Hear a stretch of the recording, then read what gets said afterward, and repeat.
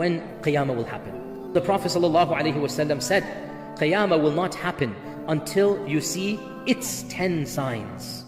Number 1, he said, the Dukhan. Dukhan is a dust, smoke, smog, the Dukhan. Number 2, the Dajjal. Number 3, the Dabba. And the Dabba is the beast. And he's mentioned in the Quran.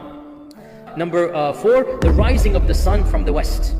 So the sun rises in the east, sets in the west. One day it will rise from the west. Number 5, Nuzulu Isa ibn Maryam, the coming down of Isa ibn Maryam. Number 6, Ya'juj and Ma'juj, and the coming of Ya'juj and Ma'juj. Number 7, 8, and 9, 3 zalazil, 3 earthquakes that will shake the world. There's going to be major. This isn't a regional earthquake. These are earthquakes that essentially the world will know it is an earthquake. 3 zalazil that will shake the world. In one hadith, each next one will be bigger than the first one. So it's going to be 3 consecutive earthquakes that are, the whole world will know that there is an earthquake taking place. And then he said, وَآخِرُهُنَّ, the last of these signs, number 10, the last of these signs,